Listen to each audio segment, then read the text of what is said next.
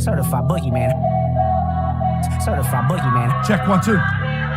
Yes, this nigga's name is Toronto Antonio Johnson. Certified boogeyman. And I lightweight smacked him Check and 1 2. got him out the game. He's over. Certified boogeyman. I just slapped the shit out of Taharka Bey. All right? I just slapped the shit out of Taharka Bey and ran him the fuck up out of here. Certified boogeyman. He's over. Check 1 2. Certified boogeyman. I just slapped the shit out of Taharka Bey and ran him the fuck up out of here. You're a documented sex offender. Certified boogeyman.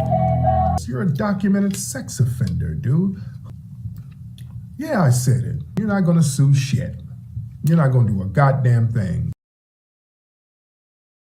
And what is this talk of a code? Certified boogeyman. Because, that's a very familiar talking point. The code we're supposed to have. What does that mean? Certified boogeyman. Does that entail putting restraining orders Check 1 2. on men? Is that what we're doing now? We're gonna speak the truth, regardless of whether you like that truth or not. Certified boogeyman. We're in the 21st century. How people are poor, hungry, ragged, naked, and out of doors. Certified How people boogeyman. are being murdered on a Certified daily and boogeyman. consistent basis. It's been a long time, I shouldn't have left you. A couple weak frauds that crept through. They put the bean on me, I didn't neglect you. Time's up, allow me to bless you. They yell reparation and they got your attention. A failed clown rapper, claim he was pimping, but you don't know he was a fed since 9-0. Cosmo Flex was a front for 5-0. You can't get dropped in a pit of snakes Certified boogeyman. and trying to figure out which one has the venom sac. Certified I'm boogeyman. this one is not Certified poison. boogeyman. FBA was laughing when he went to the Romans. I guess they don't understand, that's who own them. Lying on GS, claiming I stalked them. That ain't true, cause if it was, I'd have chalked them. I'm simply a blogger, researching for the family. Cause people look like me, continue to scam me. Continue to scam us in the name of liberation. But when I call them out, they claim that I'm hating. Who Certified says boogeyman. I smacked somebody? Certified Poke your boogeyman. chest out, then slide Certified thousands boogeyman. of miles. Check it out. For a Certified peace order, boogeyman. for a peace order.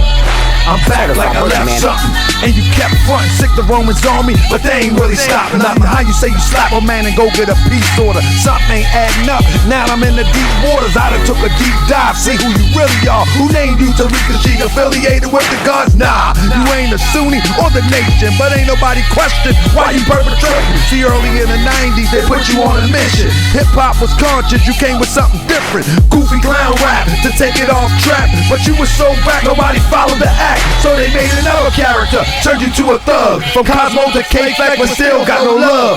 Album went wood, it was trash, no good. You was hip-hop police, snitching on the hood. How you make a documentary about hip-hop and not include yourself in all your albums that flop? Yeah, you got some dark secrets, I'm here to expose them. And I don't plan to stop until everybody knows them. He's back!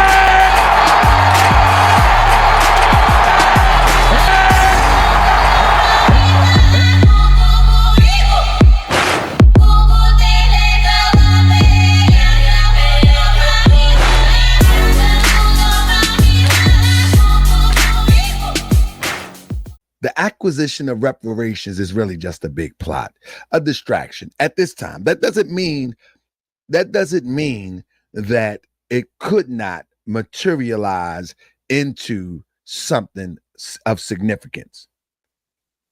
Only thing I'm saying is that to start the reparations movement, if you will, in California seems a bit bizarre. It seems a bit planned by those who is trying to be detractors of the true process of obtaining reparations, if that does ever happen. It's like when you do a project or build a project and you put things together, you look at the thought of how you want it to go from a thought to something that you can touch and feel. And when you look at the reparations, thing starting in California, it does not come off as something that it will be ultimately a thing that you can touch and feel. I don't care how many things they put in place. It just don't come off like that. And I think any intelligent person that is able to look at things objectively would agree with me.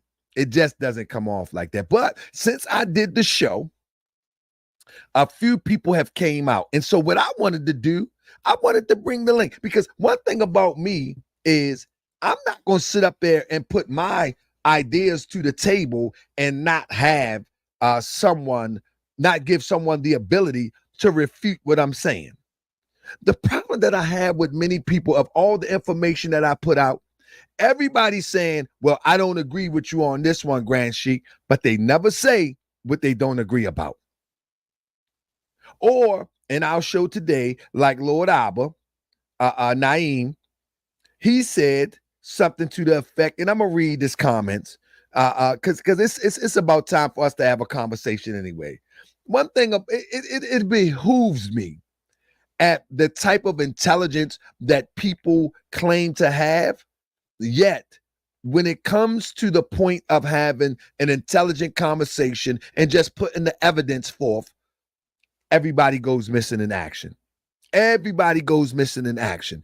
I'm just saying, listen, okay, if you are of the idea that you are getting reparations, there is a twofold measure. The first measure is to prove that you are a descendant of one who has suffered slavery. And now let me revise it, because I looked into it. And so this is the two things that we're missing. The two things that we're missing is, are y'all with me today? Two things that we're missing is the proposal. We're getting confused. The proposal and the bill. Many people looking at the proposal like that's the bill. Anybody? It blows me away.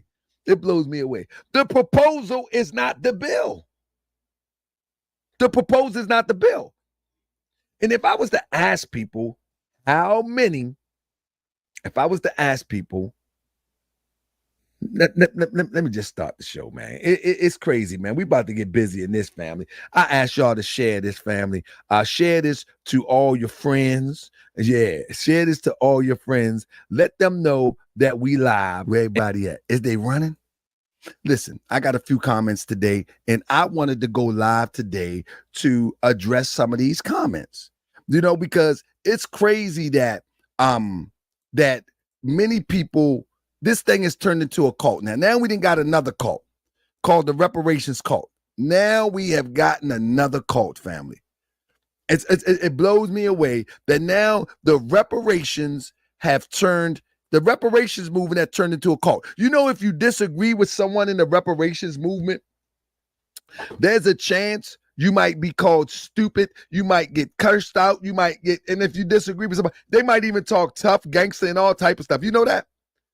So it then turned into a cult of sorts now. You know what I mean? And the crazy thing about it is, people say they want the truth. People say, okay, bring yours, I bring mine, and then, we'll make a decision from there with what makes sense. But the moment that you throw something out there, you get a lot of people that comes out and say, well, I don't agree with that. Nah, that's not right. But then you say, well, show me where I'm wrong at. Show me where I'm wrong at. Let me give you an example. I'm gonna run through my slides like I was going to do anyway. Let me run through my slides real quick. So I want to go through my comments first, right? One thing I want to do is go through my comments. Let me see if I can pull this up for y'all can see it. I want to hit my comments real quick because I shout out to the Moorish World TV citizens, right? So whether you agree with me or not, it doesn't make a difference as long as you're respectful. However, if you disagree, I say you're welcome to come on the show. So I'm going to put the link in here right now. Anybody that wants to come on here, they're welcome to come on. And I want you to tell me where I'm wrong at. If you've seen the show last night, I need you to tell me where I'm wrong.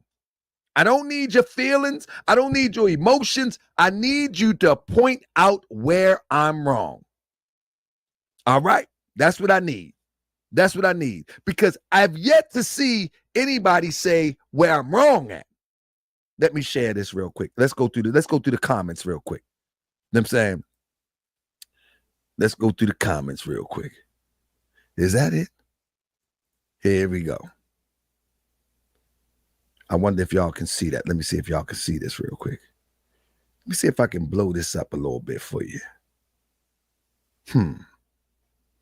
Well, if you can't see it, I'm going to read it anyway. And I'm going to show you, these are comments from off of the, and I'm using a StreamYard so I can get people to come in here that have disagreed. You know what I mean? Because I'm trying to figure out where I'm wrong at. I really am. I'm really curious as to where I'm wrong at. So let me see if I can. All right. So a guy named Jay Gray, Top Gun, his comment says this. This is what his comment says. And if y'all agree, let me know. He said, reparations is not only for slavery. They were harms committed to generations of freedmen during the time of slavery, all the way to the present generation. Those were state-sanctioned harms that the state is on the hook for remedying.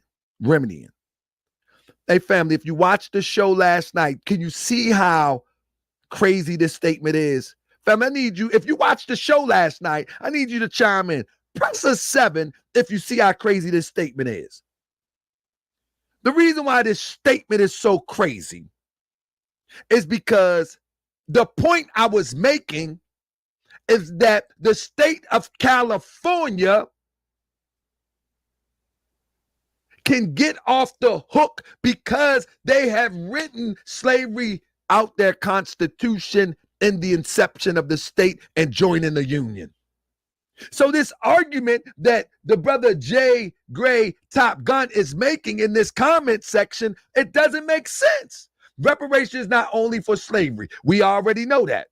There were harms committed to generations for freedmen during the time of slavery, all the way to present generation. We already know that. Those were state-sanctioned harms that the state is on the hook for remedying. And we know that. And my point is that you're proving my point, Brother Jay, that California has in its constitution outlawing slavery. So that gives them a loophole off the hook. And it brings me back to my question as to why would slavery task force be making moves and momentum in California other than down the South? It smells fishy to me. You prove my point. You prove my point with your comment. And this is the problem with us as a people. We don't pay close enough attention to detail, and we definitely don't listen to detail. Because I kept reiterating that all last night. The whole theme was the inception of the task force, and getting reparations in California doesn't make a lot of sense. That was the whole theme. And as he used the term state sanctioned, that's the whole point. Unbelievable, my people. And we're going to get reparations and do what with it? And then, so I say to the brother, go read the bill. That's all I wanted to say. Go read the bill. So Lord Abba Naim chimes in. And this is what he says. He says, facts, bro. You see how irresponsible that is? Facts, bro. Family, y'all with me? He say facts, bro. In other words, he confirming that the state sanctioned the harms that the state is on the hook for remedying. But not if the state have a loophole, then doesn't have they don't support slavery in the Constitution. That's a legal loophole. Anybody ever went to court? Anybody know? Come on, you're not making any sense. It's facts, bro. He says facts, bro, to try to endorse what this guy's saying when I'm only talking about California. But he says Facts, bro. He doesn't know we not only read all of the bill, but we learned our knowledge to certain individuals who were put a part of the process. But he's invited to BWP, and that's Be the Power on. So we're going to teach him because he's deficient on this topic. Now, let me respond to Lord Abba. How am I deficient on this topic when I'm talking about California and you thinking that I'm talking about a southern state? Obviously, you think I'm talking about a southern state because only the southern state participated and sanctioned it by the way of the state.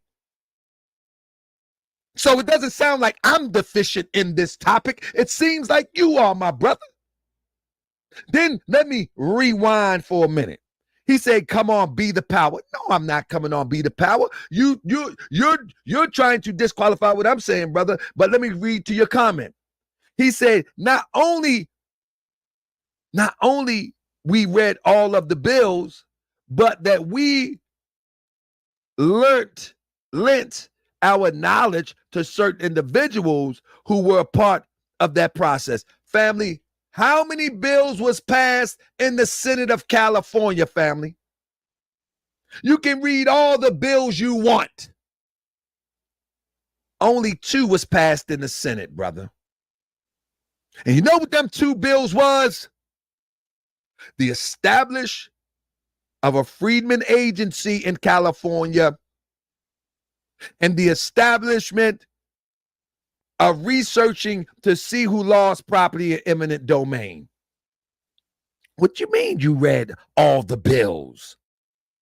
So what you read all the bills? The only 2 that count is the ones that was passed yesterday to establish. And we're going to get into the particulars of this establishment.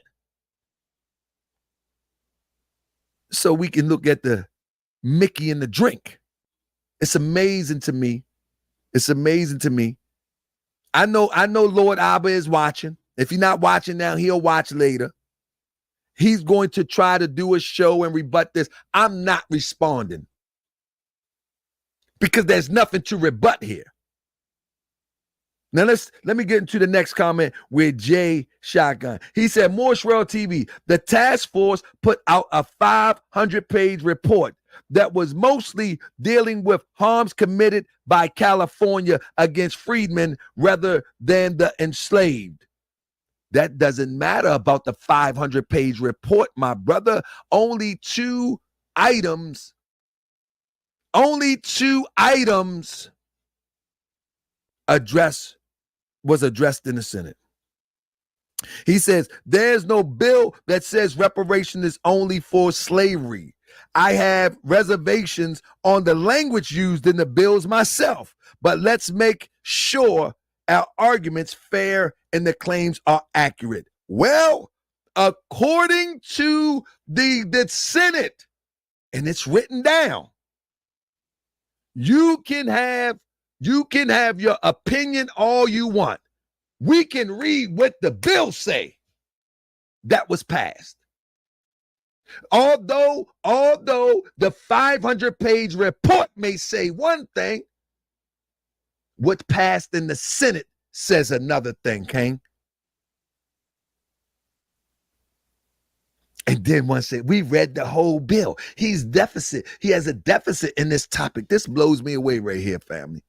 Like, we so arrogantly disrespectful to one another, it don't make sense. And if I blow my top and go crazy and start calling all these make some funny adjectives, then I'll be the wrong guy. I'll be the bad guy then. At least a Moorish World citizen, Bey CBB, says reparation has been a debate since the 1800s, which has not advanced no higher than a debate. So my question is, how can we believe in something that was legal and profitable to the United States of America, who was going to physically sue and bears an address? Come on, man. Come on, man. Man, we're going to keep this link flowing in here. Because these people, they got worked up yesterday, and they act like they know what's going on. So let's see if they know.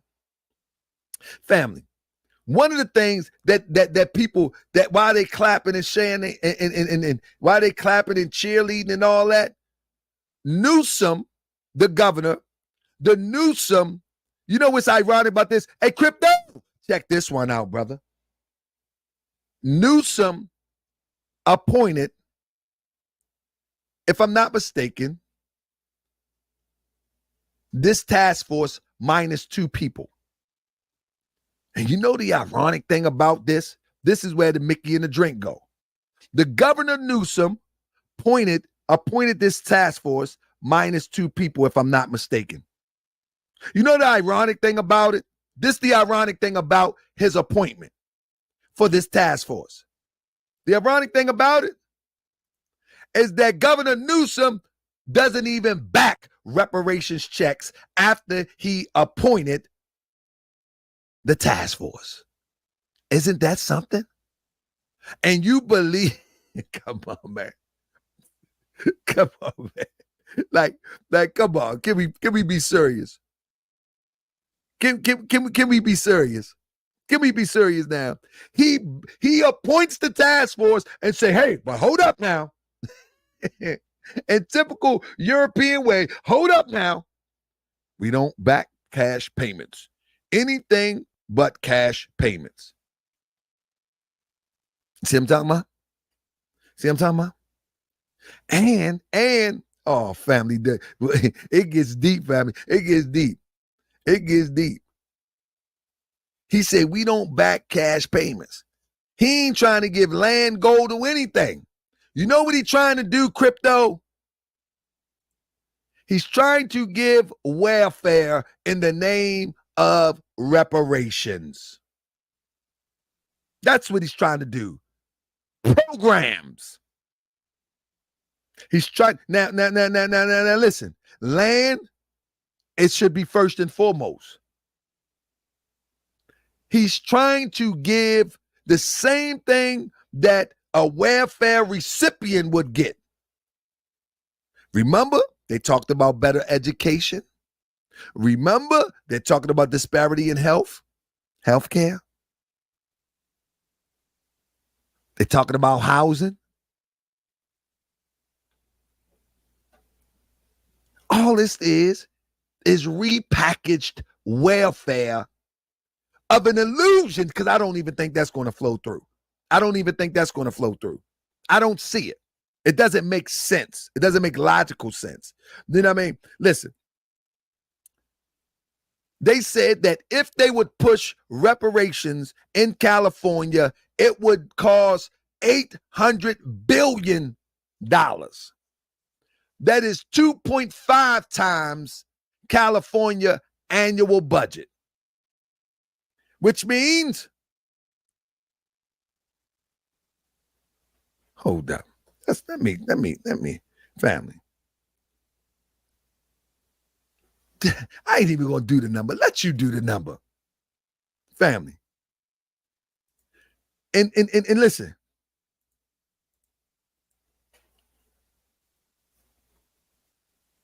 Family. 800 billion in reparations. This come from economists. That's 2.5 times California annual budget.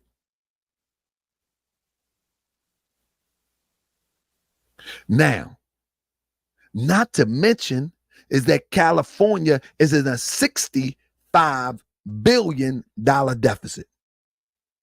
Family, make it make sense. Family, make it make sense. You know these numbers don't work, family. You know good and well these numbers don't work. Here we go. Anton in the building. Let's see what he got to say. There you go, brother. The floor is yours, my brother. How you doing? I can't hear you.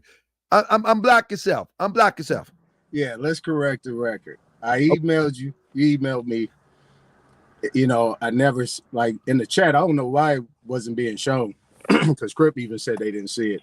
But I was saying that I was not a slave. I said I have in the records where we own slaves. Okay, cool. So do you understand my argument about California, first of all?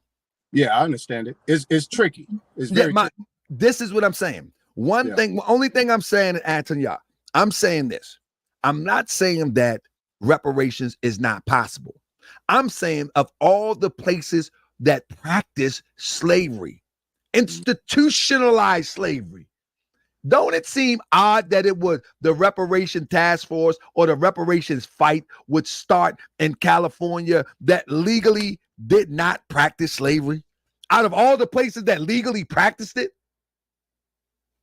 That doesn't make sense. I mean, that just seemed like a red herring to me. Not to mention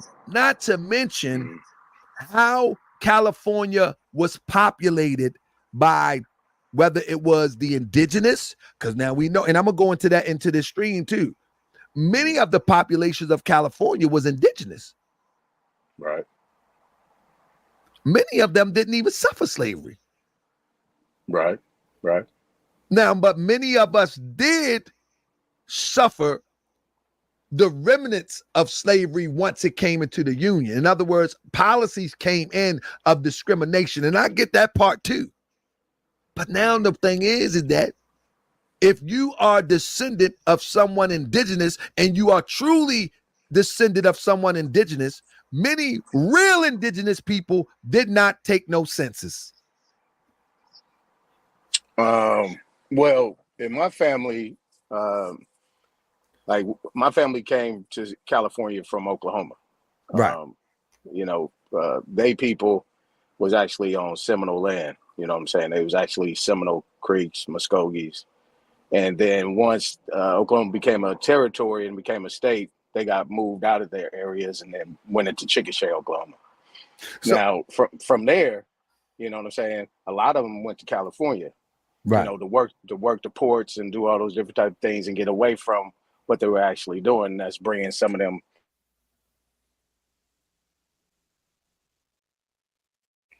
Can't hear you, brother. You went out. Bro saying something too. Brother, you went out.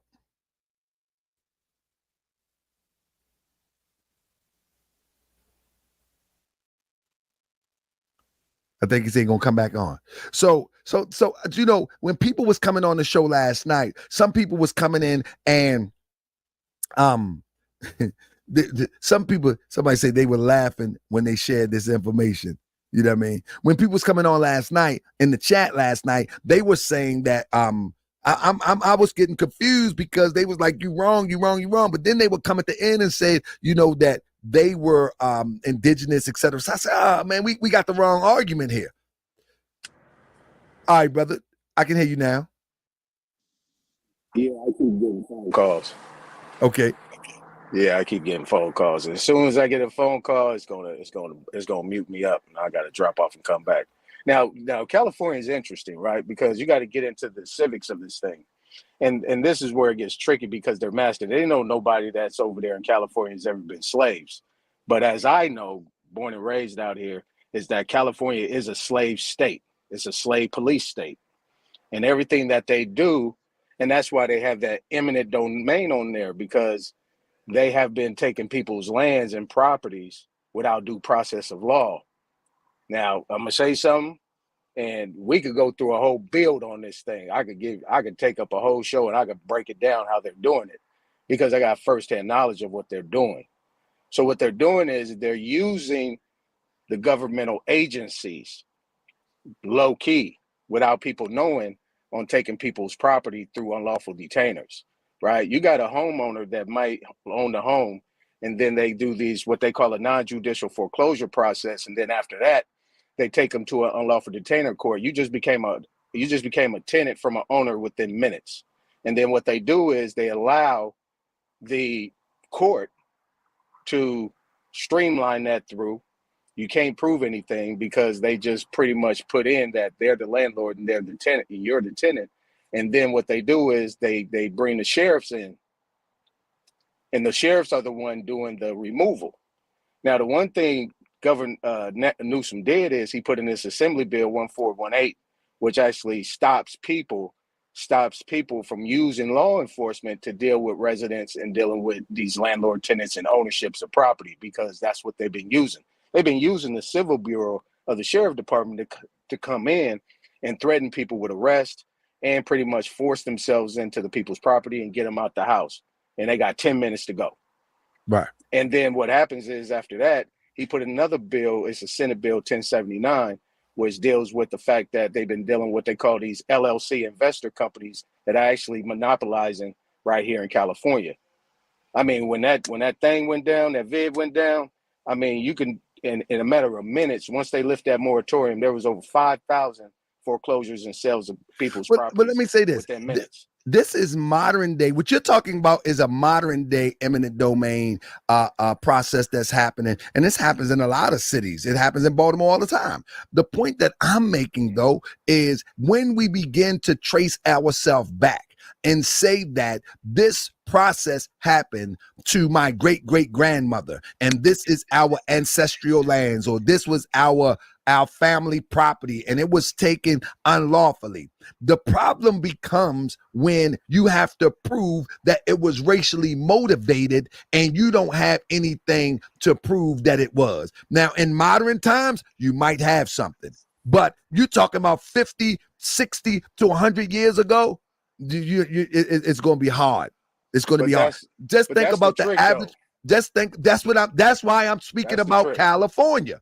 Yeah. The thing about down south is there is more, although records are hard to come by. Me and the brother was talking today how they burned courthouses, how they burned stuff up. So many records are hard to come by.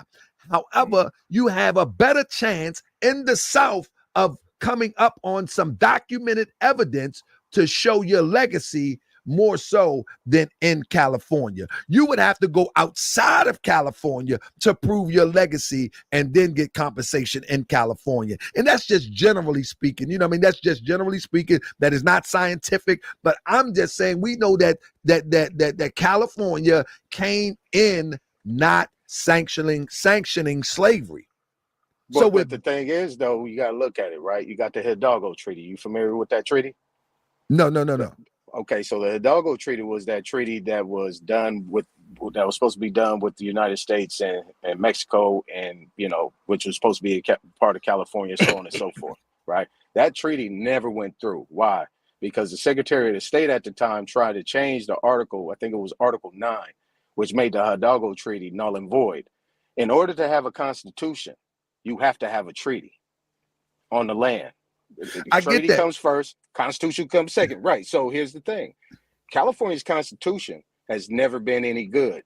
So the argument that you was making that they abandoned abandoned slavery is not true. This is the thing that they're hiding. Okay. You know so were they accepted in the Union? They were accepted in the Union. That's all it takes. No. Listen.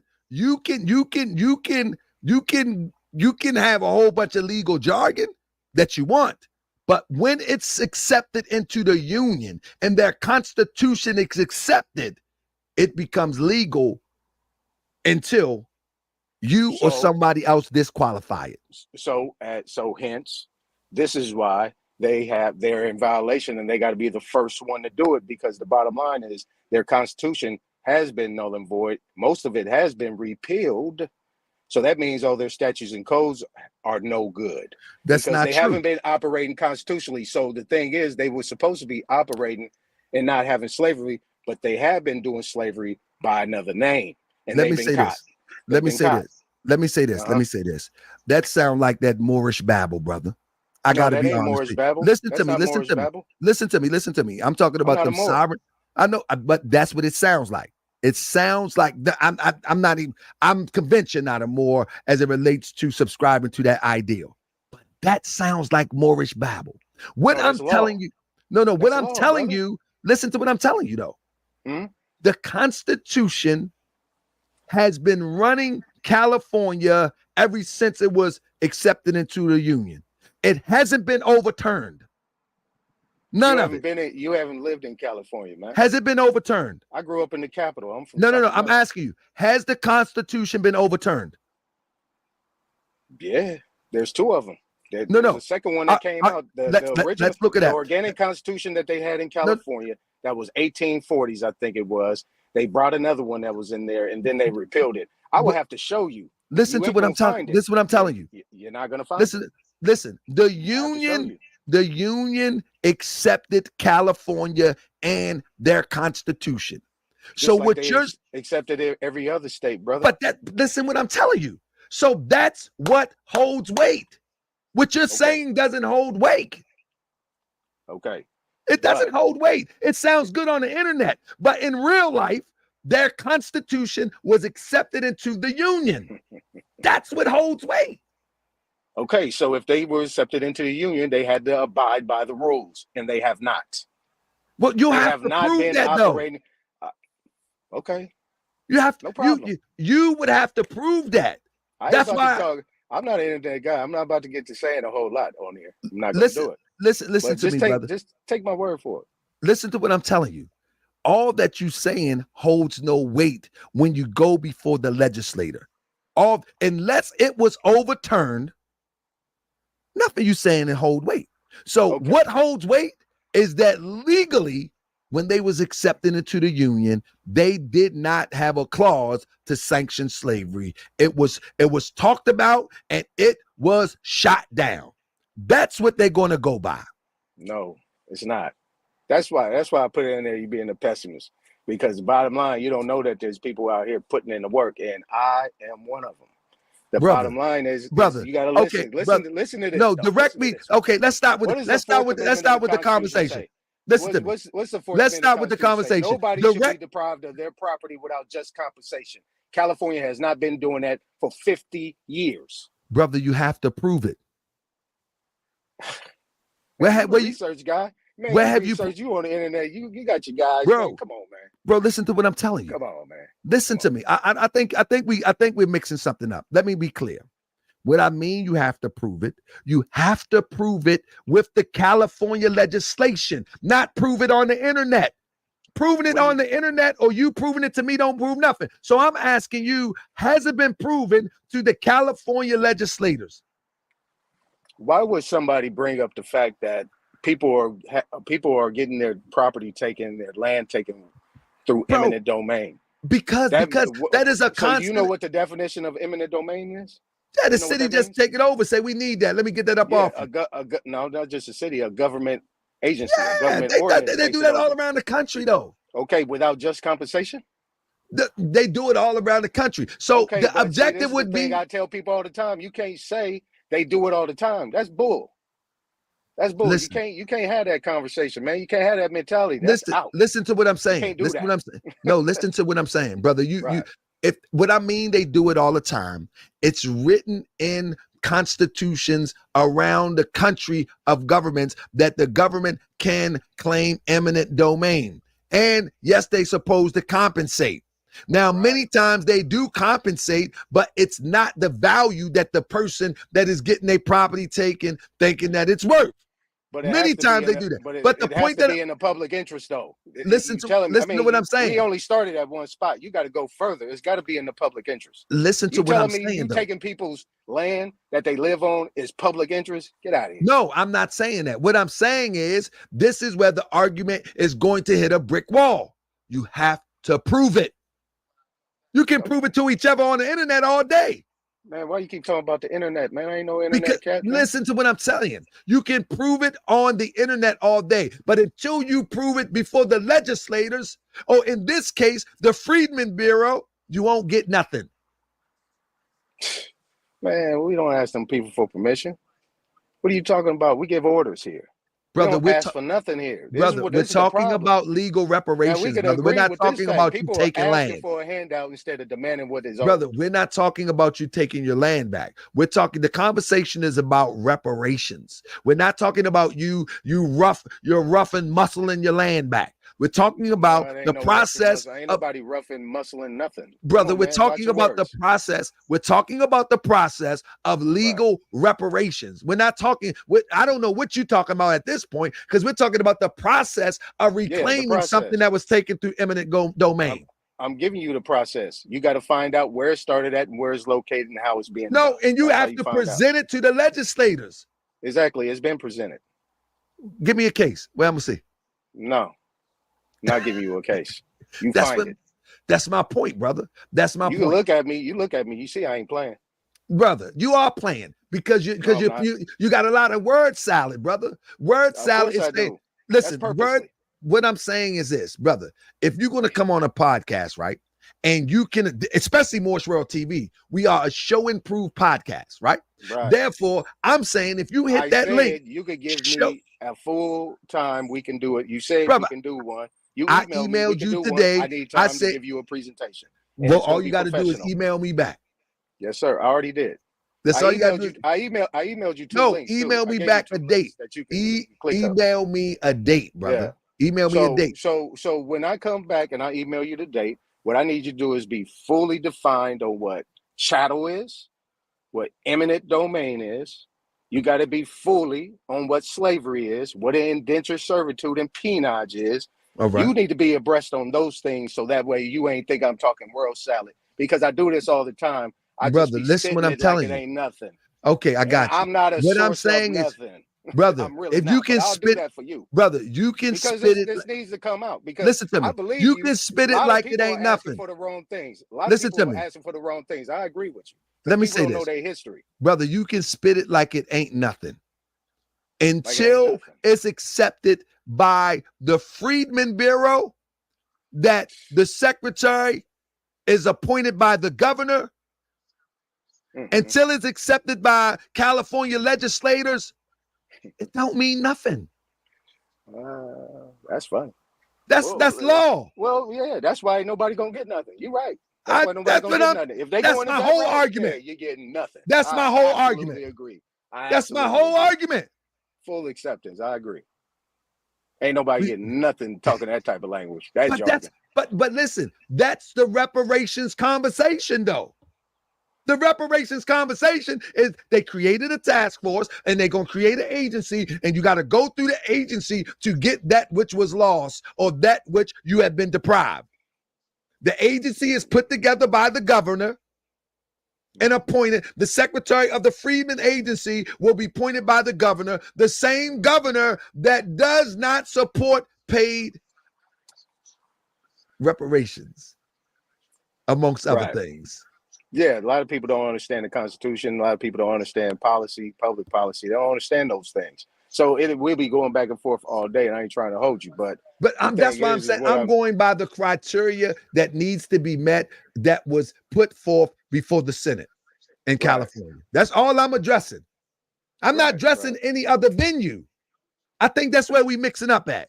No, you're addressing. I think you're looking at addressing it through another venue. I'm looking at what they presented to the Senate. And is it plausible or reasonable to believe that it's going to go full circle? I said no. Well, I mean, the definition of reparations, people need to understand what that is, what they mean by that, and what it entails. It doesn't entail money. Now, if you're talking money, what type of money are we talking about? We talking Federal Reserve notes? Are we talking coins? We talking gold, silver? What are we talking about here? Because it's a jurisdictional issue. You got to understand that. So if you're coming at them with that type of language, you get nothing. Absolutely nothing. And if you do, yeah, you're going to be getting EBT cards. Yeah, I agree with you, bro. See, this is the thing. You think I'm against you. Well, now, you good, brother. You good, brother. But listen, listen. I emailed you back. I'm going to wait for you email me, brother. Listen, if I fail to respond to your email, I need you to come on this show and leave a comment so I can get back to you, because I get tons of emails. I don't check my email all the time. All right? Yeah, I'll follow up with you. All right, I appreciate you, bro. So, family, with that being said, I want to clarify. I want to clarify. My point is obtaining reparations through the vehicle as presented by the task force. In California, we're only speaking to California. My argument is that it would make more sense to have a strong task force movement in southern states where, and Cryptonomic pointed out that some plantations are now golf courses. In fact, some plantations are still plantations without the slave there. Some places in the South still have slave quarters. Many people in the South never left the South. Some people might even have birth certificates written in hand that somebody left in the attic somewhere. In the South, 9 times out of 10, you won't find that in California. Most people in California, if they're not indigenous to the area of California, they're going to have to swing back to the South. And that's when you're going to hit that 1870 census and you're going to hit that brick wall. You're going to hit that brick wall. But now there is a clause that is being pushed that you can, if you can trace yourself back to before the 1900s. But that is not on the books yet. You hear what I say? That's not on the books yet. It's only 2 things on the books. Only 2 things is on the books. The establishment of the Freedmen Bureau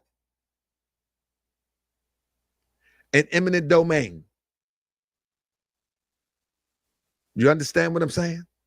And when you understand about, let me see if I can pull this up real quick.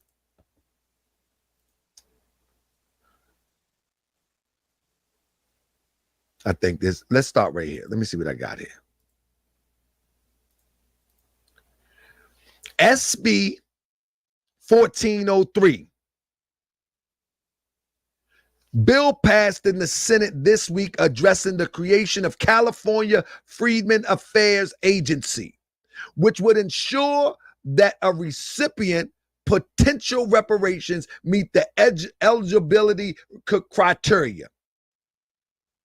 Family, I want you to remember who will be appointed and by who to oversee the Freedmen Affairs Agency. And you're going to have to meet a criteria. In other words, they can make the criteria what they want.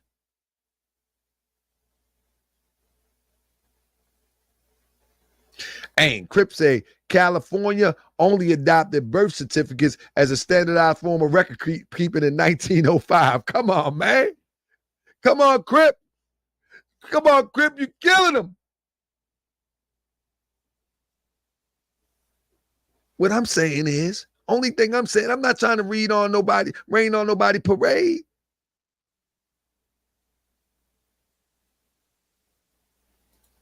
Yost, peace to Yost, peace to Yost. Shalom to my brother Yost. He said, I think it would be better to try to get reparations through the federal government instead of each individual state.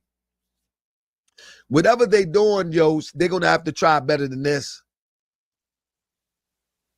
Because it says, recipients would need to be descendants of slave or free black persons living in the U.S. prior to the end of 19th century. Now, that was the proposal. SB 1050 would mandate that California Freedmen Agency pay the families who had their property seized from them due to race-based eminent domain. How do you prove race-based eminent domain? That's a hard one. That's a hard one to prove. I think so. SB 1331 allocates funds for reparation policy signed into law by governor as reported by ABC 7. Now, when you read the bill, it don't read like that.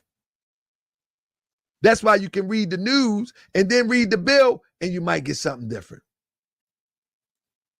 The California State Senate passed legislation Tuesday that approved the state assembly would create an agency to implement policies to facilitate reparations for descendants of chattel slaves, while also authorizing the compensation of black families whose land was seized under the state's eminent domain power. See how that reads different? Somewhere in the middle is the truth. So when people start talking about the 500-page proposal, only 2 things was addressed. And guess who is at the helm? The same governor that half-witted say, I don't back financial rewards or financial compensation. Look at this. Urban planning made highway systems go through quote unquote black neighborhoods. Now, you would have to prove that that was race-based. You know how long and drawn out that gonna be? This is why California is a tough one for me. Down south, come on. You know good and well down south, just the climate of down south. Some of the things that you can put in a bill down south would be a breeze to prove. That's easy.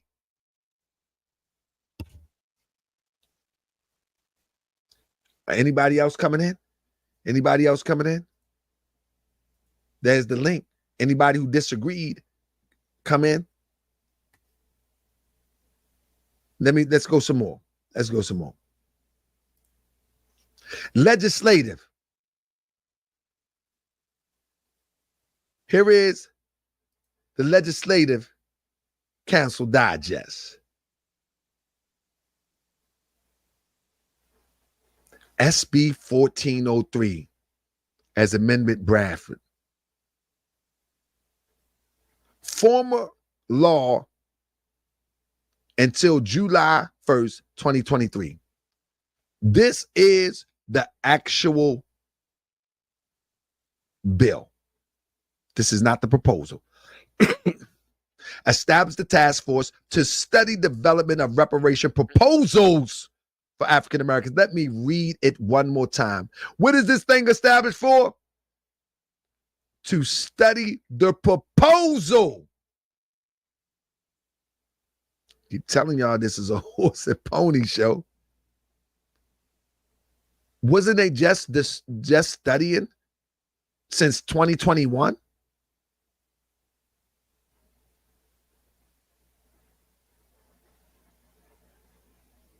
Black Warrior Spirit, what up? What up, big bro? When they just studying that since 2021? Isn't that what the Reparation Task Force was established for? But guess what the task force is to study? Watch this. With a special consideration of African American who are descendants of persons enslaved. Former law required task force, among other things, to identify and compile and synthesize the relevant corpus of evidentiary documentation of the institution of slavery that existed within the United States and the colonies, and recommended that the task force, as approved by the legislature and governor, the bill would require the agency, as a part of its duties, to determine how individual status as a descendant would be confirmed. The governor is at the head of it. The governor is at the head of it. Would also regulate this. He appoint the secretary. The secretary must report to him. Would also require proof of individual descendant status to be a qualifying criteria for benefits authorized by state descendants. To accomplish these goals, a bill would require the agency to be comprised of Genealogy Office and the Office of Legal Affairs. Family, if you understand legalities just a little bit, you know good and well, as Brother Yo say, you might in California want to decide to take this federal. You might want to decide to take this federal. And I'm only speaking for California. Because this looked like it's a setup for a bunch of yellow tape. For a bunch of hoop jumping. This looked like that. Somebody say this. DJ Big Six say, how do Ukraine, Afghanistan, Israel, and other gets unlimited money from the government? Because they get it from the federal government. Bottom line. They get it from the federal government. So as Brother Yo said, what would make more sense? Wouldn't it be addressing the federal government?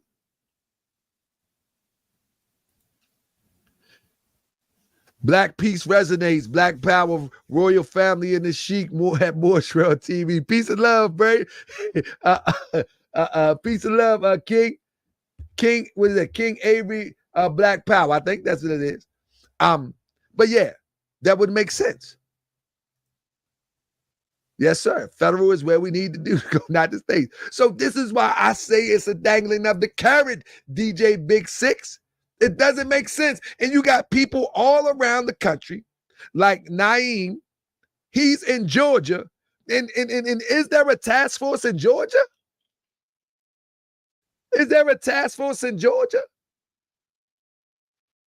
Because this is all over the place. Even the brother that commented said, I don't like the language. Of course. There's a bunch of loopholes in the language, which means you're gonna be dragged through political nonsense for quite some time. And if you ain't from California, it don't address you anyway. How about that?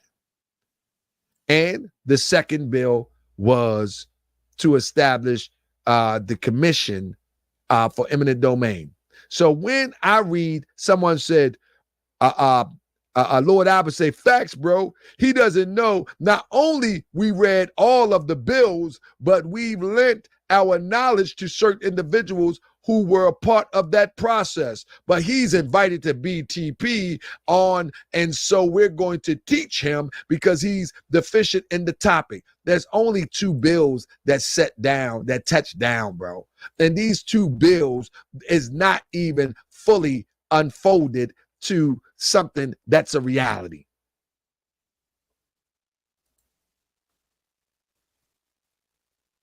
In this article by Kiana Cox and Christine Tamar, she says, learning about family history can be challenging for quote unquote Black Americans because of slavery. It's often difficult for them to trace their ancestry prior to 1870 census. Records of the enslaved are often handwritten, poorly maintained, or simply lost over time. In light of this, the survey asked Black Americans to share what they know about their family and ancestral history. It also asked quote unquote Black Americans about the ways they learned about their family stories.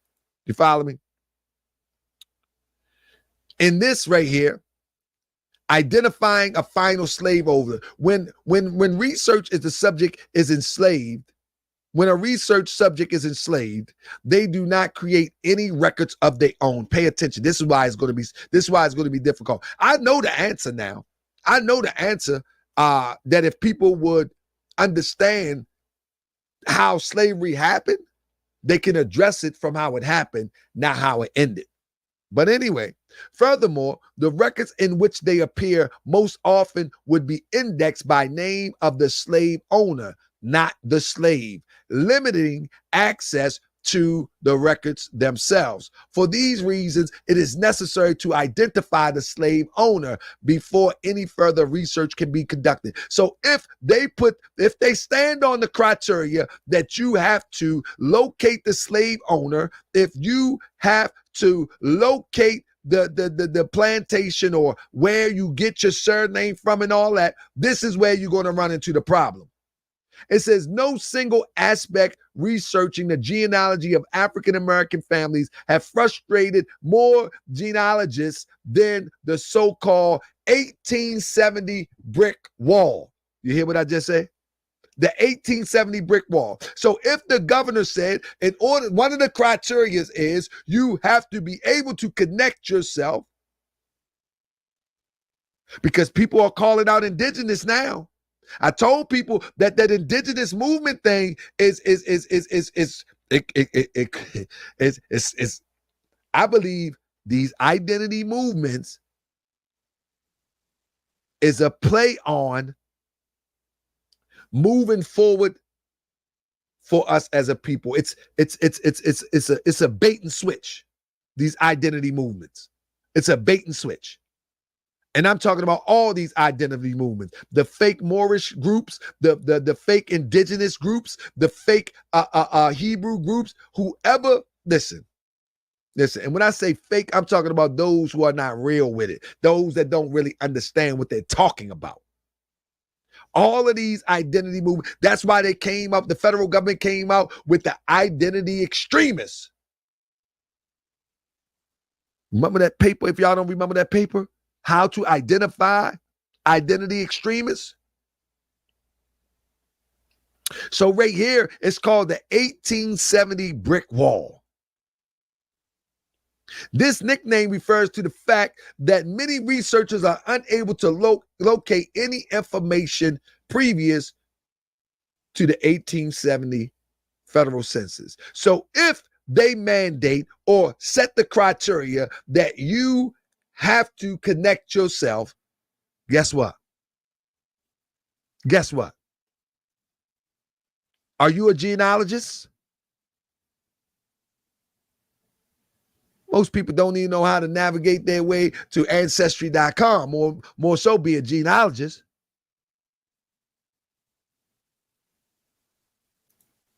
But reparations are a side thought and subtle pursuit. I got you. The phenomenon stems strictly from the inability to identify the slaveholder. This is geneticists, genealogists who have been studying this stuff for years. There is no methodology that works in all cases. Each case have to be approached individually. You know how many millions of us in this country? Do y'all see? Hey, Crip, can you see the game that's being played? That each individual will possibly have to spell out their connection, I say possibly, to a slaveholder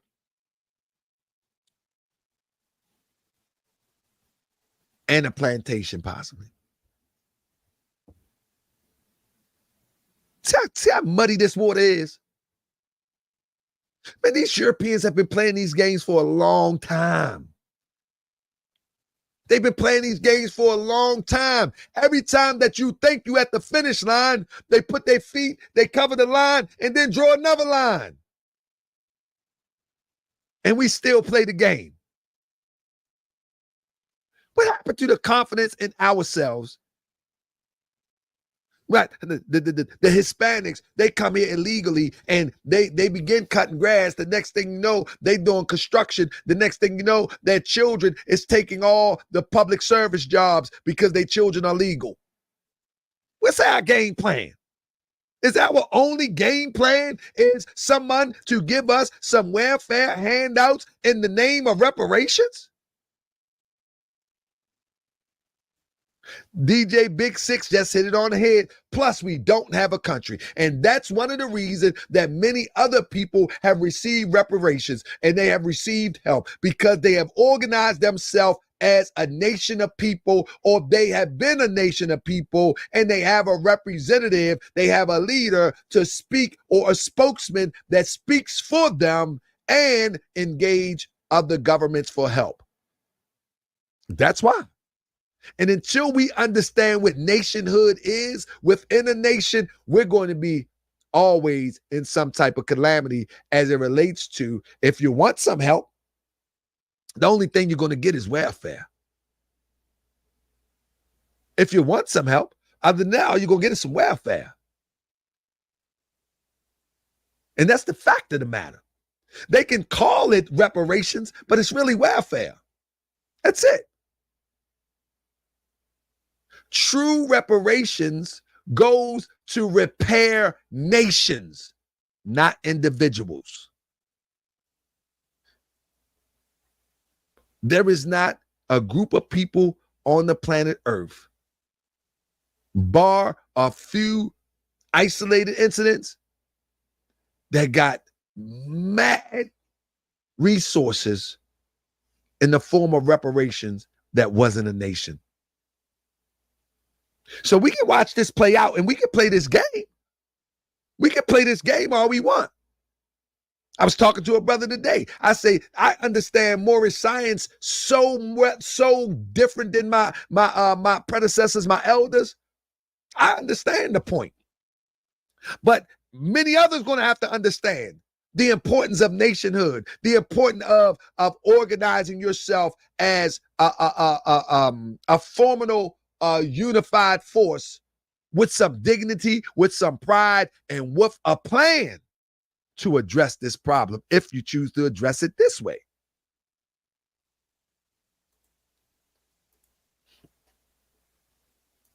Let me go down here. I'm going to skip past that. This is the one I wanted to grab. It says, informed by economic experts, the task force recommends that the legislature establish an agency, potentially California American Freedmen Affairs Agency, listen to this, family, discussed in Chapter 18, to make direct payments to eligible recipients and aid recipients with establishing eligibility. Well, you know they shot down direct payments. This is preferable to an indirect approach where the agency oversees distribution of resources through nonprofit organizations. Y'all hear what that is? That ain't nothing but Catholic charities all over again. They saying that, listen to this, they saying that the Freedmen Affairs would distribute resources through nonprofit organizations. That's their game plan. I don't believe it's going to come to fruition, but that's the game plan. You can go get some soup. And if these agencies want to play dirty, hey, misappropriate the funds, hey, it is what it is. But this is the game plan. Y'all peeping this? Y'all peeping this? That's the proposal for California. The Jewish Family Service. That's the proposal. That's the proposal. This is why I'm telling people that this California thing, it need to be revisited by more qualified people. That's all I'm saying. And that if there is going to be task force put together, that these task force, I mean, let me see what Doc said. They gonna call you the new Dr. Ball. You better watch out. No, brother, listen. Let me say this. Come on up here. Come on up here. Somebody tell Dr. Assar, get up in here. I mean, what I'm saying is, I'm not saying that reparations is not possible. I believe and have confidence in what I believe, that this California thing is a sham. I believe that those who are on the task force, they possibly could be genuine. But I believe that this was put together to pacify and to band-aid the argument until we try to figure it out. That's it. I believe that this is the band-aid argument. I don't believe that this is going to be a real thing. It doesn't make sense. It doesn't line up. It just does not make sense. I mean, Listen what they say in the task force. Therefore, the task force recommends that the legislation create a method for any individual to submit claims and receive compensation or restitution for those particular harms California inflicted or upon the claimant and their family. You hear what that means? That means that the person will have to prove that California inflicted harm on them or their family. Can you hear that?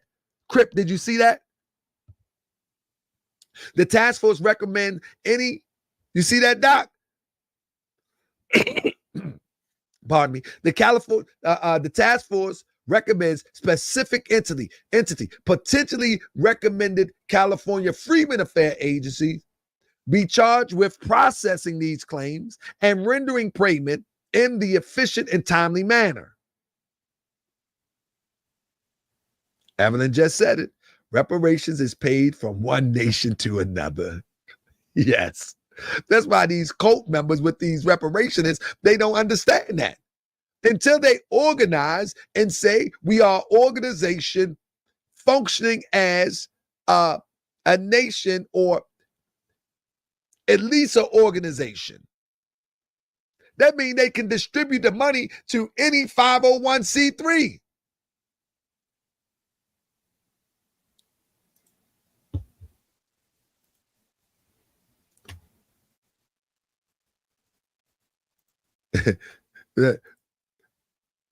Black Warrior Spirit say California is near totally gentrified as of now.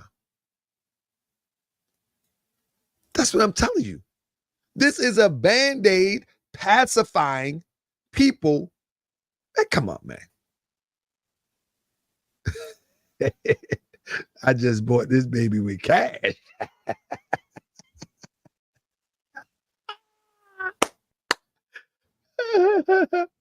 Listen what it said. Once legislators defined the scope of eligibility, so now the governor and the legislator will define how you are eligible. You hear this?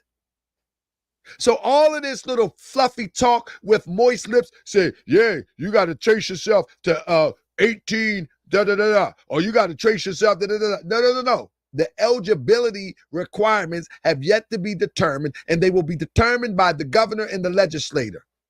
They can move that goalpost anywhere they want to.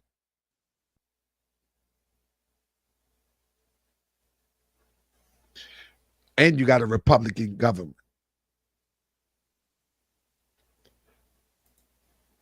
So Ralph say they didn't do that with Japanese Americans. Japanese Americans have representative in Japan. Brother Ralph, Japanese Americans has representatives in Japan. We already spoke to that they dispense. There's a few isolated incidents. It's a few isolated situations, but they dispense reparations to nations. These people are descendants of Japanese, and Japanese will claim them.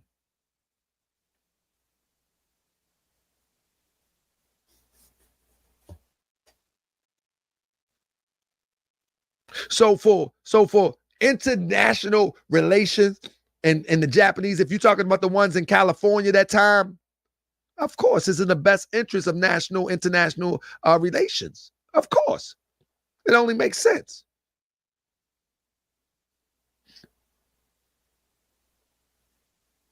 Or if you're talking about Hiroshima,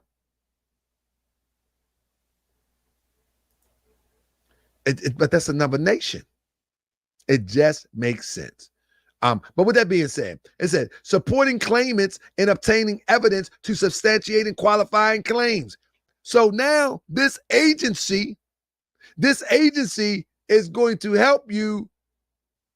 The agency is going to help you establish your claim to substantiate your connection to slavery. And remember, this agency is headed by the governor and the secretary that he appoints. This is only the proposal I'm reading. This is not the bill.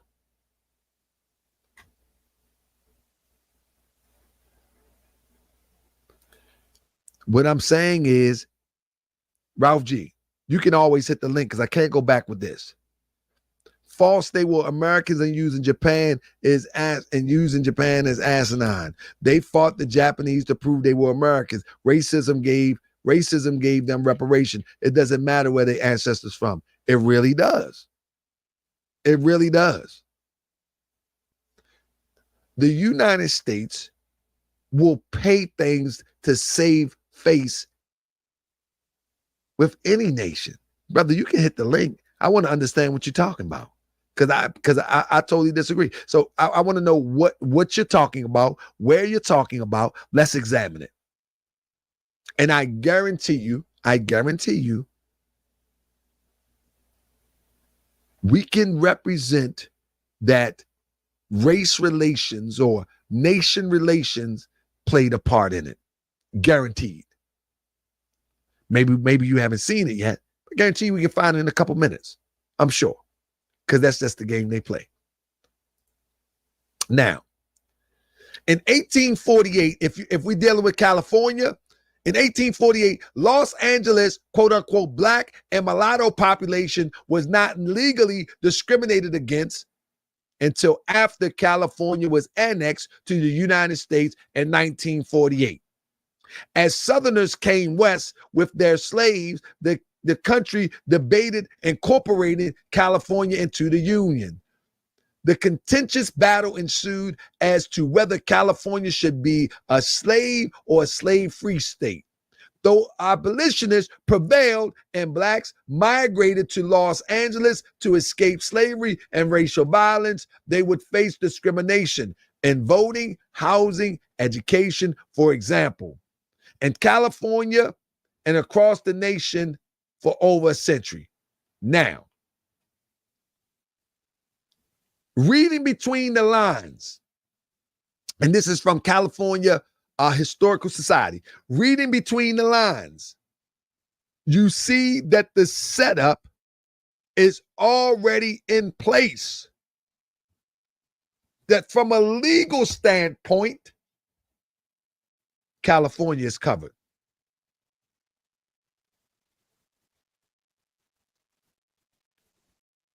California is covered from a legal standpoint.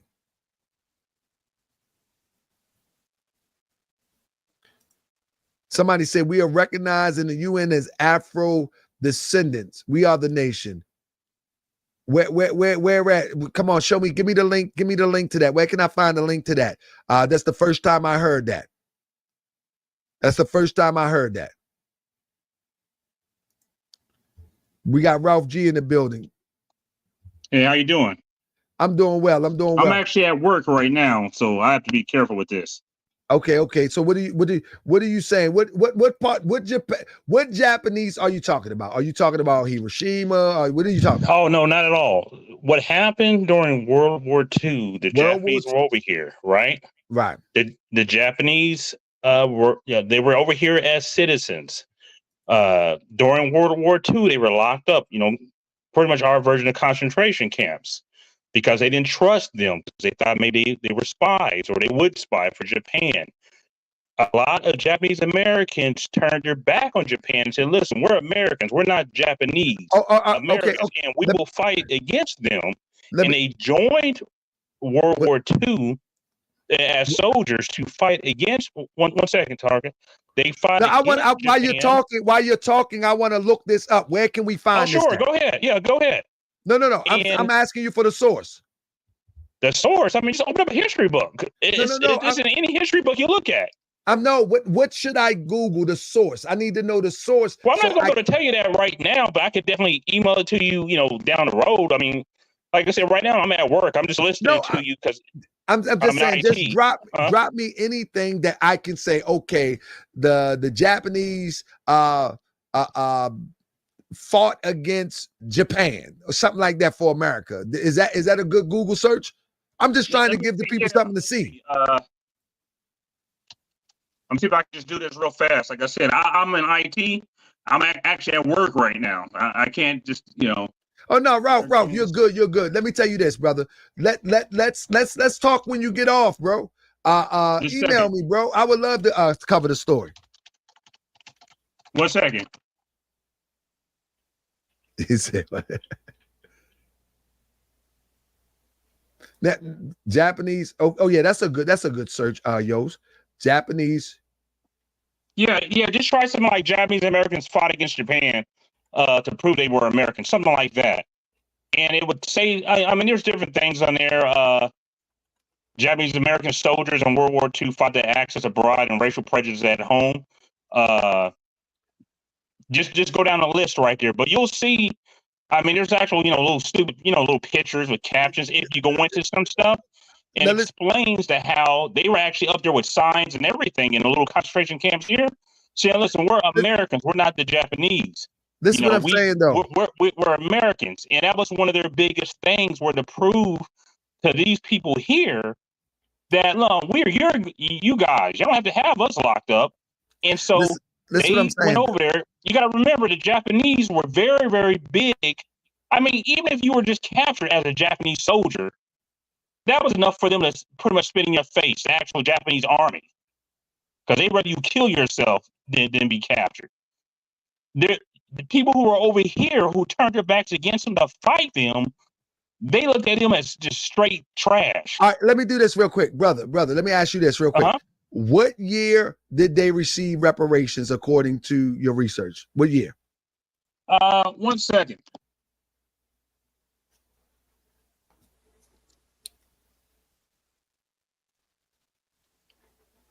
If I remember, it was in the 80s, but I'm trying to take a quick look. Brother, let me tell you something. All right, I'm gonna do a screen share for you real quick. They received it a couple times, but let me do a screen share because I think I even covered this one time. Hold up. Okay, here you go, right here, Taharka. It says, finally, now this might not be the whole thing right here, okay? If you type in what year did the U.S. pay Japanese Americans for the mistreatment, if you scroll down, you're going to see, it's like the History Channel or something. Did you hear what you just said? What? Say it one more time. I said, if you scroll down. I said, what year did the U.S. pay Japanese Americans for the mistreatment? Right. I said, if you scroll down, it's saying, I think it's the History Channel. Like I said, you had to, just type that in and scroll down. They said, finally, in 1978, the Japanese American Citizens League passed a resolution demanding a presidential apology and monetary reparations. Right. But why was they in January 1979, their leadership met with senators, got some names right there, to request the question is, brother, the question is, why did they didn't receive reparations because they was friends of America, so to say? No, they didn't get it because of that. They received reparations because of how America treated them. Are we on the same page? They received reparations, not Japanese. No. The key thing is not the Japanese. Japanese Americans. The Japanese Americans. Listen, they had a body. The same way we have bodies here that don't do much for us. Brother, hold on. They had a body here in the States, brother, who argued that they should be paid reparations, and so eventually, but I think it was like the 80s or so. You have to look further down into it. They eventually gave them money. Absolutely, and I'm about to read the article to you right now. Right, that's all I'm saying. Listen, our biggest and I agree with you, us, but they are a racism, nation. The point that I'm making is they are a nation within a nation. That's part of the reason. I can kind of agree with that. What I was going to say is that my only argument is that they received it. Is other than straight racism. The biggest thing is other than straight racism. A big thing that helped them was the fact that they stayed as a cohesive unit in this country compared to us as Black Americans. Again. They are a nation within a nation. That's why I said I can agree on that. That's why I said I can agree on that. That was my only argument, bro. That was my only argument. And I say I agree with you on that. I agree with you on that fact. But they have a nation they have a nation, which is Japan, and for international relations. Japan and is irrelevant, Taharka. No. Listen what I'm trying to say. Listen what I'm trying to say. Okay. You got to look at international propaganda. Japanese Americans are here in America. Right. These people are cohesively joined together as Japanese people first, Japanese Americans second, or Japanese Americans first. Yeah, but you say that, but the Japanese didn't consider them that. Because listen to what I'm saying. Them traitors. Brother, you got to hear what I'm saying. It has nothing to do with Japanese. It has nothing to do with Japan. Okay, go ahead. Everything to do with these people. Now, these people put up a good argument. The world is watching. Of course. Yeah, but Taharka, I hear you on that, and I agree on that. But at the end of the day, racism, just like when Black Americans were fighting during the Civil Rights Movement, TV was broadcasting the mistreatment of, people getting water hoses and stuff on them. And you had different countries around the world putting pressure on the United States to try to do something. That's not what I'm saying. I don't believe Japan put pressure on anybody. No, hell not. All they did was kiss ass. But that's not what I'm saying. And the U.S. Went ahead, helped them rebuild. My whole point was, Taharka, I wasn't arguing against you. I was talking with someone inside, the chat. Oh, okay. Brother Ralph, people be coming for me, Brother Ralph. I know you're a Moorish World TV citizen, but I know that me and you can have a conversation, and just like now, man, it always end well when Moorish World TV citizens and myself have a conversation. And that's no problem. I was just saying that because I used to be in the military, and being back over in Korea and being back over Japan, I used to just have straight up kind of conversations with people, especially a lot of older people, like over in Germany as well. And the Japanese just tell me that they consider the Japanese who were over here who fought against them as straight up trash. Right. And so that's all I was saying. I agree with you on that whole nation thing, because you're correct. Do you splintered here? And reparations sounds great, but as long as we're splintered the way we are here, and nothing will happen. It will never happen because we're just splintered. Oh, you already answered my question. What do you think about? Did you see the show last night about when I was illustrating the probability of reparations in California, and why would it start in California, considering the history of slavery in southern states? Did you see that last night? I tried the very end. I was just too busy. I'm actually real busy right now. I'm trying to hold you up, bro. Talk to you. Bro, I really, really appreciate you, bro. One day you get off, bro. I would love to have you on a panel. And discuss some of these topics. I think it's of interest for our people to broaden their scope as to some of these world affairs and some of these things that happened yesterday that affect us today. I definitely would love to have you on the show. Ain't no problem. I wouldn't mind doing it, and I'll just end it with I like to say I don't really talk too much inside your chat, but I do watch you. And I ain't gonna lie, there's times I listen to Tariq, and my wife, she can't stand him. I listen to him because your wife a little bit brighter than you, bro. You bright, but your wife a little bit brighter. No, hear me out. Tariq. I'm just glad. Tariq he's the type of guy who will say some real stuff. It's kind of like the whole thing where a broken clock is right, at least once in a day or twice in a day or whatever. And it's the same thing. He will say stuff, but I like to watch him, believe it or not, because I find it funny, because I will talk to my wife. It's like right now, it's like me throwing a bucket of water on you, and then I sell you a dry T-shirt. Right. That's what he does a whole lot.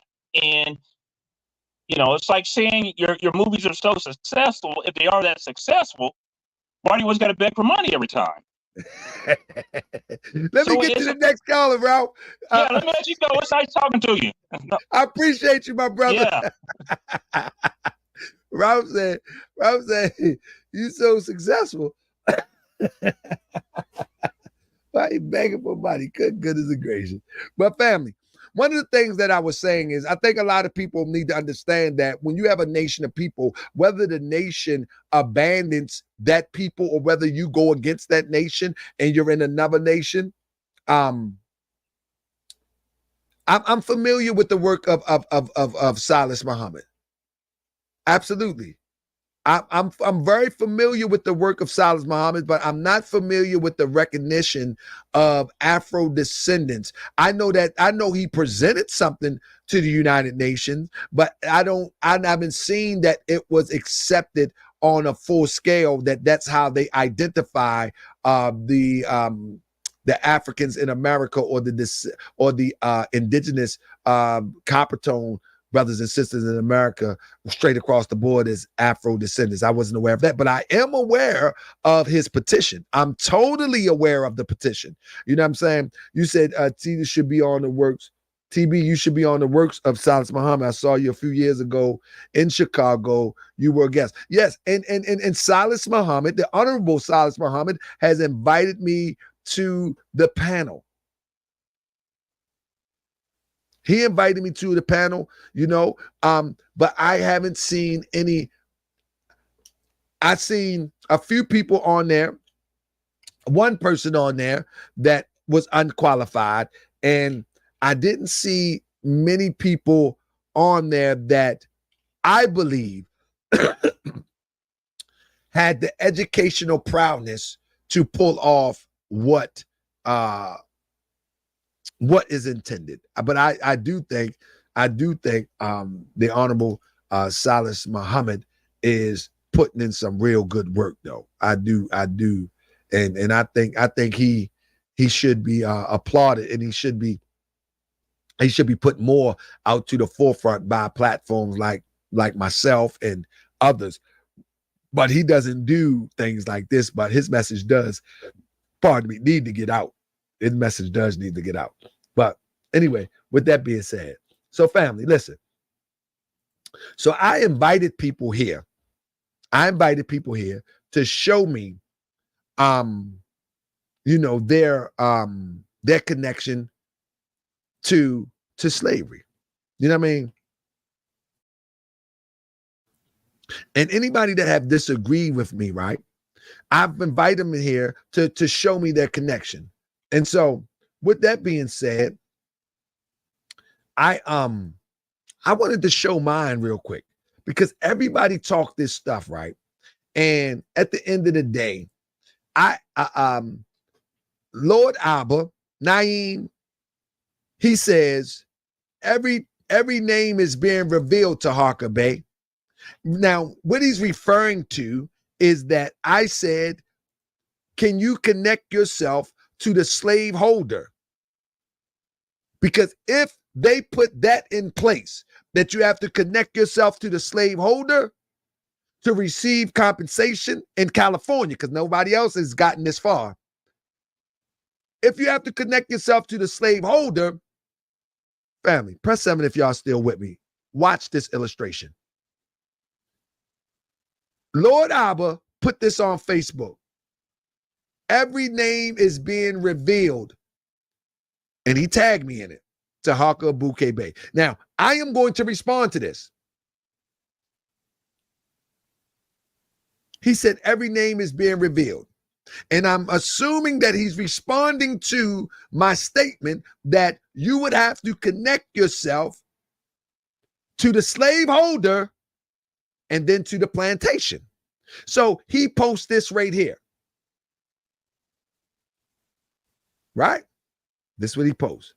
When you hit the link, it shows a bunch of faces of those that were slaveholders or those that were connected or they are descendants of slaveholders. Follow me on that. Now, the whole thing in a nutshell, if you got this out of the freedmen records of slaveholders, now you have to connect yourself to them. And are you able to connect yourself to them through the freedmen records? Remember again, family, stay with me. we was talking about California. Here is the freedmen offices during the time of the Freedmen Bureau. Why is it that we're speaking of California and the brother show me the name that the Freedmen Bureau points out, right? Let me see. He shows me the name, all the names of those descendant of slaveholders, right? And there's not a Freedmen Bureau in California. Isn't the conversation about California, family? Isn't the conversation about California? Family, are y'all still with me? The conversation is about California.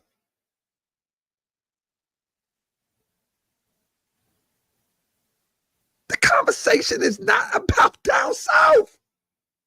So Naeem, he's in the wrong argument.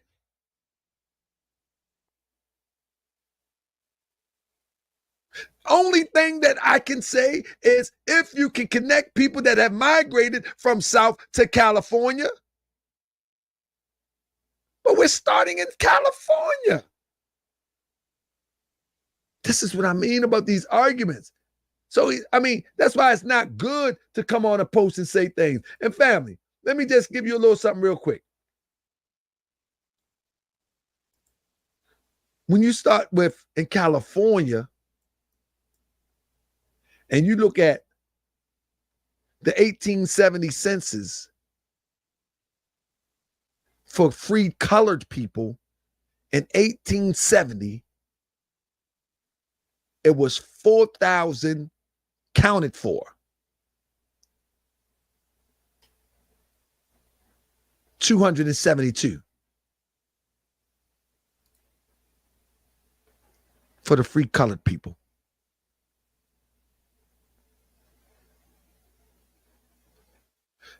Listen, the gold rush was not what you think, my brother. I know people brought slaves there into the gold rush, if that's what you're referring to. I know slave holders bought slaves there. I mean, I'm not blind to that fact. But we're talking about legal, because the state have to pay. 1860, and then you can work your way up to see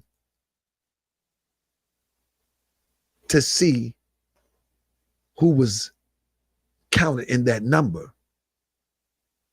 And then the people in California will be working their way towards the South, the Freedmen Bureaus. And this is what I mean. The field goal is so far away that it doesn't make sense. And it's like, before anybody know it, they're going to have to go back to the drawing board real soon, because none of this is adding up from a California perspective. 1850, 12 quote unquote black people was registered as residents of California. Listen to that. I don't even gonna get into that. Let me show y'all something real quick before I get out of here. Family, let me show you something about myself. I'm not speaking something that I don't know. Y'all see this right here? See this Grace Juanita Adams here? This is my grandmother right here. I ain't gonna give you my whole family history, but this is my grandmother right here. Y'all with me? Let me show you how, this is how easy, and I'm gonna just do this briefly. This is my grandmother. See this? See this? Charles Adams. That's my great-grandfather. Ruby Adams. That's my great-grandmother. Alicia Queen. That's my great-great-grandfather. Lovey Woodhouse. That's my great-great-grandmother. See this here? Here is the census. See this here? I just did this real quick. I ain't even got the account no more because me and my family, we have already done this. But let me show you something.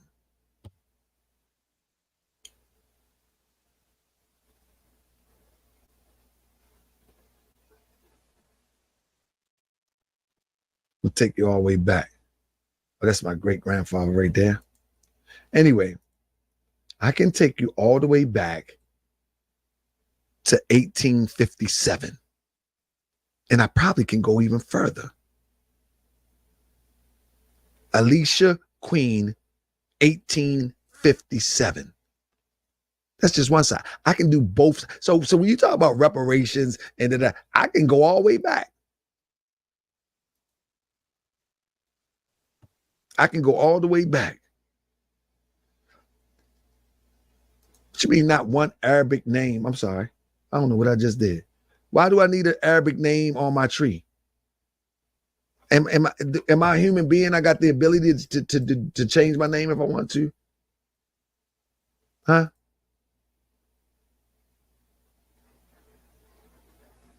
I got the ability to change my name, don't I? I don't know what I just did. Not one Arabic name. That don't make sense, my brother. Why would I need an Arabic name?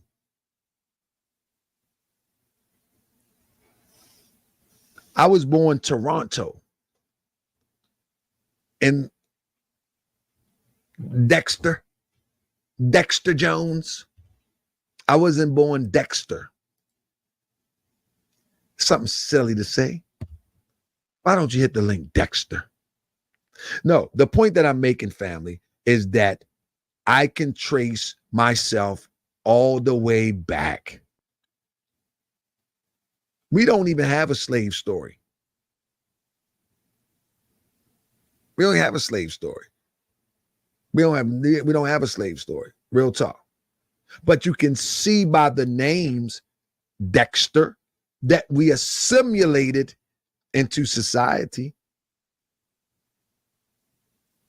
I mean, and so because we are a show and prove platform, people should be able to trace themselves. I go before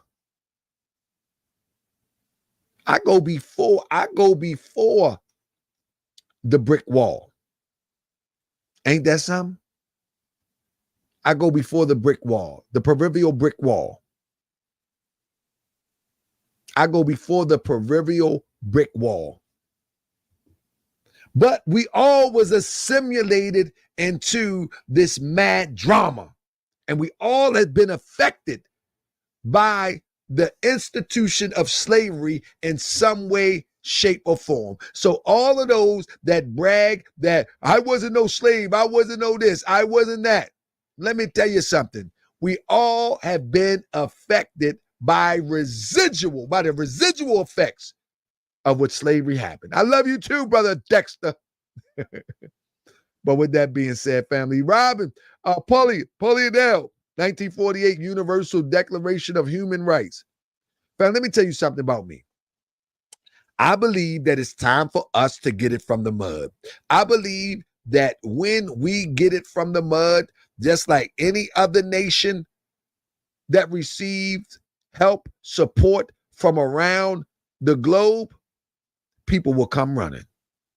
But as long as we begging, as long as we thinking that the person that have put in so much work to keep us in this condition, first to put us in this condition, secondly, the mental slavery is now seen to be worse than chattel slavery, because the mental slavery, we enslave ourselves, we enslave our people, and we demonstrate slave mentality that is detrimental and brings shame to any group of people in any nation. And we're on autopilot of self-destruction due to the fact of mental slavery. We're on autopilot. Ain't nobody driving. That's right. We got automatic driver. And because of that, something must be drafted to address that. Because I don't believe that everybody is going to be able to meet the criteria. Evelyn said, reparation is owed to us. We must correct, unite, and send our reparations and demand our reparations. Well, you can do all of that. But if you're waiting on, if you're demanding something, Salis Muhammad, he believes that the white man is the devil. And if you believe that the white man is the devil, and you think your demands are going to be met by the devil, I think that you have really lost your mind, with all due respect. You can't call the white man the devil and then expect him to be an angel. You can't call him the devil and then expect him to do opposite of what a devil does. I mean, that's a contradiction of existence. Once you affirm and say that the white man, the devil, you shouldn't expect the devil to do nothing. You shouldn't expect him to do nothing. At that point, you should chalk it up, get some brick and mortar from Home Depot, get some land and begin to build, slowly build your people, build a protection system, build some bodies around protection, and then keep it pushing. But the moment that you say that the white man is the devil and that the white man cannot be reformed, because that's the teaching. That's the teaching. You can't expect the devil to give you some relief. That's just my understanding. You can't expect, it doesn't make logical sense. So the only alternative would be, you say, you know what, man, we're going to build this thing quietly. We're going to fly below the radar. And before you know it, we're going to have a formidable community. We're going to mind our business. We're going to grow our food. We're going to do our business. We're going to raise our children. We're going to teach our children. We're not sending our children to your school. We're not drinking your water because we have learned to dig wells ourselves. We have learned to flush our own poop and sanitize our own urine and poop. And we have been able to recycle our goods. We've been able to take ourselves to the next level.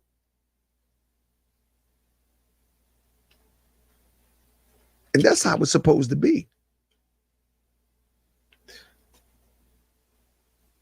Europeans that perpetuated slavery went to some extreme lengths to put us in a slave condition, and went to and continue to go through even further lengths to maintain this mentality that plagues our people. You have an alternative of Europeans that were fighting the abolition, those that was abolitionists, that was fighting alongside of us. You don't see too many of that today, though. You have to be honest with yourself. The abolitionists that was fighting alongside of our people back in the day, you don't see too many of them today. You don't see too many of them. Many of them have been fed propaganda, and they have recycled the myth that we will probably want revenge one day. And so they even stay away. So as Dr. John Henry Clark once said, you have no friends.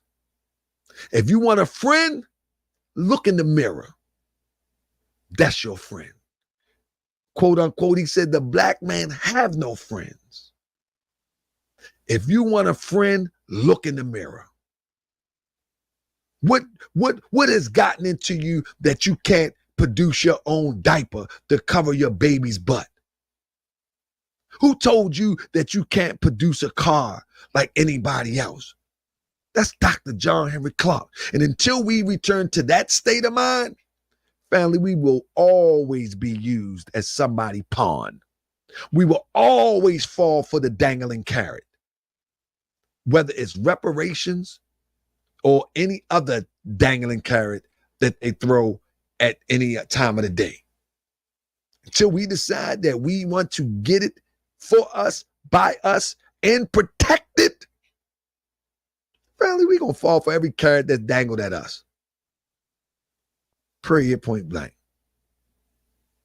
With that being said, family, I appreciate y'all. I hope y'all share this stream. Nobody that was commenting came in, and so I will ignore these comments that people make unless they say they want to come on the show and have a respectful conversation with no disrespect involved. And I want everybody to understand I'm referring to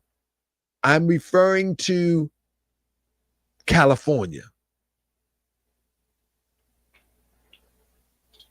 I'm not referring to reparations throughout the United States. You follow me? I'm referring to California. That's what I'm referring to. You follow me? And everybody needs to know that. You know what I mean? That's what I'm referring to. So with that being said, somebody said, play some music, play some music. Ah, man, let me see what I got here. Let me see what I got here. I like one song that I've been working on. Let me see. Let me see.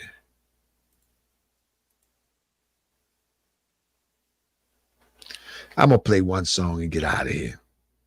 Let me play one song and get out of here. Can I play one song and get out of here?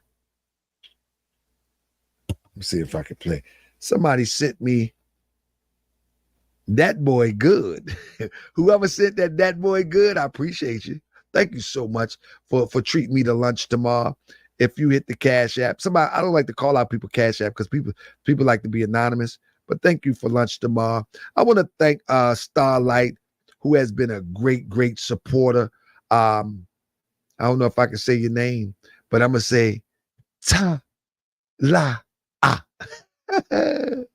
You follow what I'm saying? I appreciate you. I appreciate you. I appreciate you so much, so much, so much. And all those who saw what's going on. Takaya, thank you so much. Thank you so much. You are the best. I'm going to have some lunch on you tomorrow. I'm going to have some, I'll have lunch on you tomorrow and the next day. Just that. Let me see what I just did. I thought I just, hold up 1 second. I wanted to play one more thing. I like this song, and I'm shooting a video for this demonstration, and then I'm going to put all my music out for y'all. Yeah, I'm going to put it all out for y'all. Let me see something. I thought I just, hold up. Let me see. I thought I just, let me see something. Bam.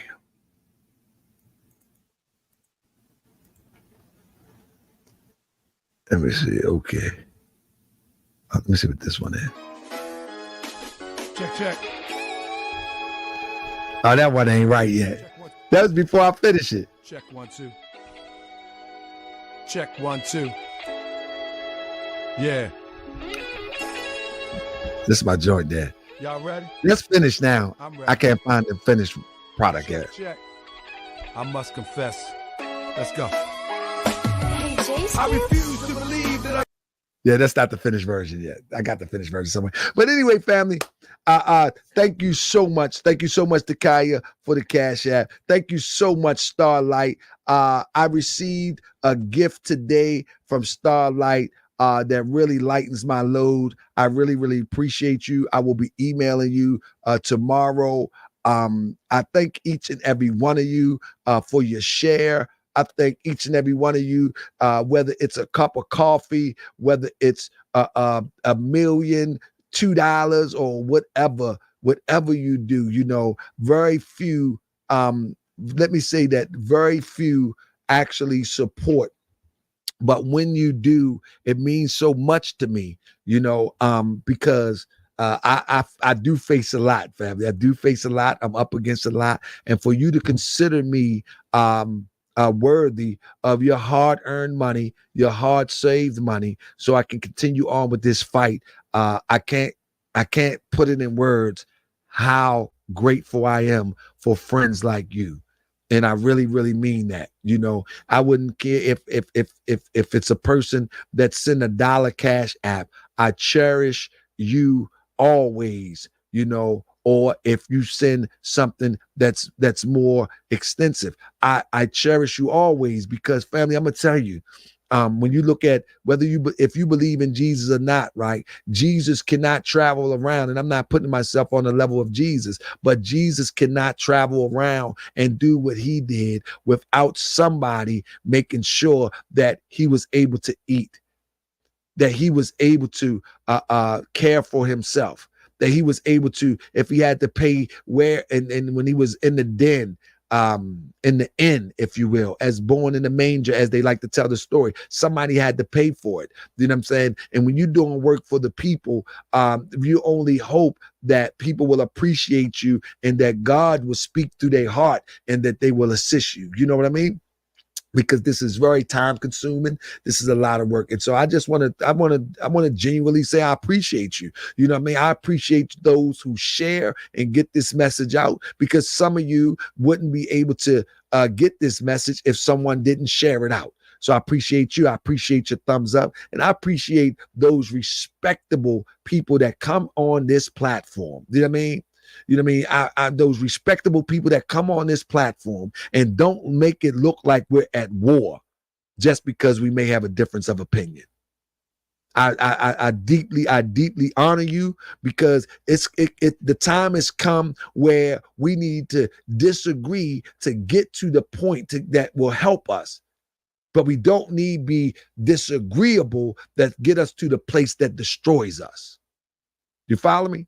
And so we need to come, sit down, as it say in the Bible, come together and let us reason. You know, it's okay to disagree as long as it elevates us. But when it gets to the point where we get toxic and it begins to destroy us, then everybody should just fall back. So I invite anybody to come to this platform with an alternative perspective on how we need to get out this situation, because obviously what we've been using have not been working. And one of the things that I come to see is that we have a problem with critiquing one another. We have a problem with looking at us in the face and say, you were wrong. Morally, you were wrong. Looking us in the face and say, you got to do better. Or even looking us in the face and say, you working for them people and you need to be gone. We got a problem with, like, a person can show all the signs that they working for them people as a distraction or as a dismantler.